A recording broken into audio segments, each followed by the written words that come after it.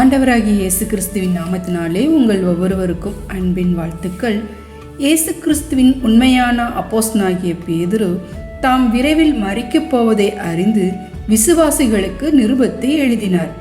அதன் நோக்கம் கற்றறிந்ததை ஞாபகப்படுத்தவும் உற்சாகப்படுத்தவும் கர்த்தராகிய இயேசு கிறிஸ்துவின் கிருபையிலும் அவரை குறித்த அறிவில் வளர வற்புறுத்தவே எழுதுகிறார். தேவன் நம்மை அழைத்ததில் தெய்வீக நோக்கம் இருக்கிறது. அதாவது அவர் நம்மை ரட்சித்ததின் நோக்கம் அவரை அறிகிற அறிவை அடைய வேண்டும் என்றுதான். முதலாவது நம்மை அழைத்தவர் எப்படிப்பட்டவர் என்று அறிந்து கொள்ள வேண்டும். 1 பேதுரு 1:15 உங்களை அழைத்தவர் பரிசுத்தராய் இருக்கிறது போல நீங்களும் உங்கள் நடக்கை எல்லாவற்றிலேயும் பரிசுத்தமாயிருங்கள் என்று வாசிக்கிறோம். பரிசுத்தம் என்றால் கர்த்தருக்கென்று பிரித்து அதை சுத்தப்படுத்துவது. தேவன் 7ஆம் நாளை பரிசுத்தமாக்கினார். இடத்தை பரிசுத்த பூமி என்றார். முதற்பேர் அனைத்தையும் எனக்கு பரிசுத்தப்படுத்து என்றார். தேவன் நாளை, இடத்தை, எல்லாவற்றிலும் முதன்மையானதை தனக்கு பரிசுத்தம் என்றார். அவர் பரிசுத்தராய் இருக்கிறது போல நம்மையும் பரிசுத்தமாய் இருங்கள் என்றார். எல்லாவற்றிலும் கர்த்தருக்கென்று பிரித்தெடுக்கப்பட்ட வாழ்க்கை வாழ வேண்டும், பிரயாசப்பட வேண்டும். அதற்கு தேவையான தேவ கிருபைகளை பெற்றுக்கொண்டு பரிசுத்தத்திலே நாளுக்கு நாள் முன்னேறி செல்ல வேண்டும்.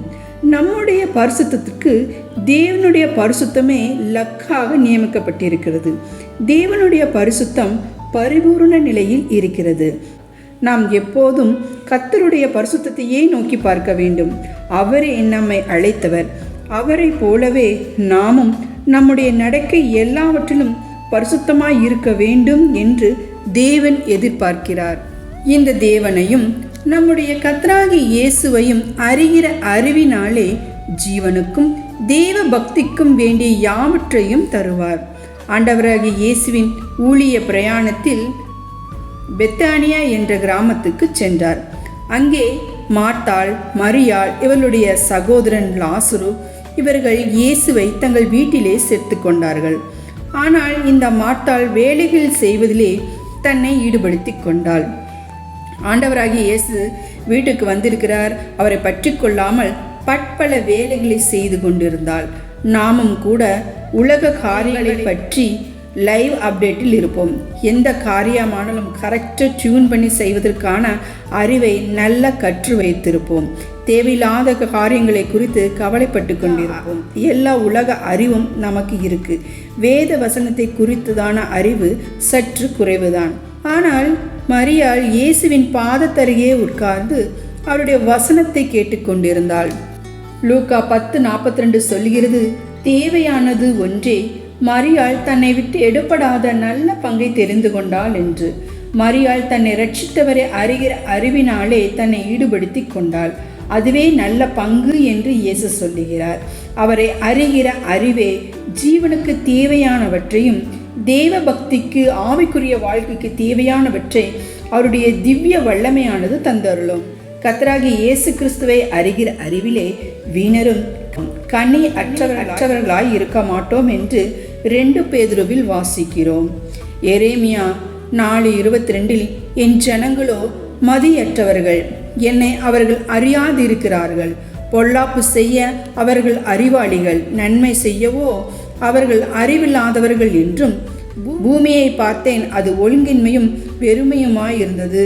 வானங்களை பார்த்தேன், அவைகளுக்கு ஒளி இல்லாதிருந்தது என்று வாசிக்கிறோம். எங்கு தேவனை பற்றி அறிகிற அறிவு இல்லையோ அங்கு ஒழுங்கின்மையும் வெறுமையும் இருக்கும். அதில் இருள் சூழ்ந்து கொள்ளும். இருள் சூழ்ந்திருக்கும் போது அந்த இடத்தில் என்ன இருக்கிறது என்று அறிந்து கொள்ள முடியாது. அந்த இருள் அதை மறைத்துவிடும். இருள் தேவன் எப்படிப்பட்டவர், அவருடைய குணாதிசயங்கள் என்ன, வல்லமை, ஞானம், அறிவு என்ன என்று அவர் யார் என்பதை அறிய விடாது. தேவனை அறிகிற அறிவு எல்லா முழுமையான ஆசீர்வாதத்தை கொண்டு வரும். எல்லா ஒழுங்கின்மையும் வெறுமையும் நீக்கி எல்லாவற்றையும் எல்லாவற்றாலும் நிரப்ப வல்லமையுடையது. அதுதான் பேதுரு சொல்லுகிறார் தனது நிருபத்தில், இயேசு கிறிஸ்துவை அறிகிற அறிவும் வீணரும் கனியற்றவர்களாய் இருக்க ஒட்டாது என்று. அதனால் நம்முடைய கர்த்தரும் இரட்சகருமாகிய இயேசு கிறிஸ்துவின் கிருபையிலும் அவரை அறிகிற அறிவில் வளர வேண்டும். அப்போஸ்தலனாகிய பவுலும் தனக்கு அருளப்பட்ட ஞானத்திலே அவரும் எழுதுகிறார், கர்த்தராகிய தம்மை அவர்கள் தடவியாகிலும் கண்டுபிடிக்கத்தக்கதாக தம்மை தேடும்படிக்கு அப்படி செய்தார். அவர் நம்மில் ஒருவருக்கும் தூரமானவர் அல்லவே என்று பவுல் சொல்லுகிறார்.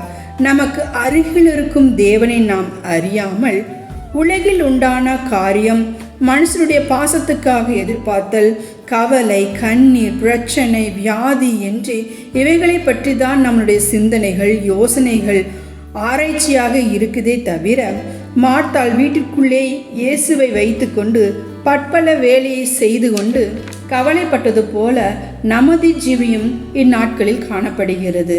மரியாளை போல நமது தேவனின் பாதத்தருகே அமர்ந்து தேவனை குறித்ததான வேத வசனங்களை கற்று நமது தேவன் எப்படிப்பட்டவர், அவருடைய மேன்மை பற்றி அறிந்து கொள்ள வேண்டும்.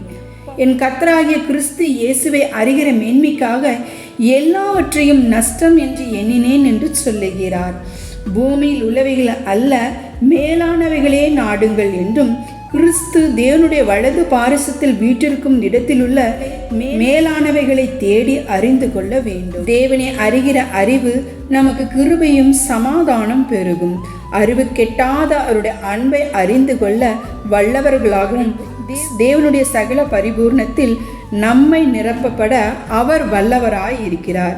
பேதுரு, இவைகளை நீங்கள் அறிந்தும் நீங்கள் இப்பொழுது அறிந்திருக்கிற சத்தியத்தில் உறுதிப்பட உங்களுக்கு இவைகளை எப்பொழுதும் நினைப்பூட்டுகிறேன் என்று எழுதுகிறார். பிரியமானவர்களே, அப்போஸ்தலனாகிய பேதுருவும் பவுலும் கர்த்தராகிய இயேசு கிறிஸ்துவை அறிகிற அறிவே ஜீவனுக்கும் தேவ பக்திக்கும் வேண்டிய யாவற்றையும் அவருடைய திவ்ய வல்லமையினால் தர வல்லவர் என்றும், அதுவே நம்மை திவ்ய சுபாவத்துக்கு பங்கு உள்ளவர்களாகவும் நம்மில் காணப்படுகிற வெறுமையும் ஒழுங்கின்மையுமான வாழ்க்கையின் சூழ்நிலையையும் கிறிஸ்து இயேசுவை அறிகிற அறிவினால் எல்லா இருளையும் போக்கி வெளிச்சத்தை தரும். பேதுருவின் நினைவூட்டுதலின்படி நாம் ஒவ்வொரு நாளும் இயேசு கிறிஸ்துவின் கிருபையிலும் அவரை அறிகிற அறிவிலும் வளர உறுதியாகவும் ஜாக்கிரதையாகவும் இருந்து தேவனுடைய சகல பரிபூரணத்தில் நிறைவோம். கர்த்தர் தாமே நம்மை ஆசீர்வதிப்பாராக.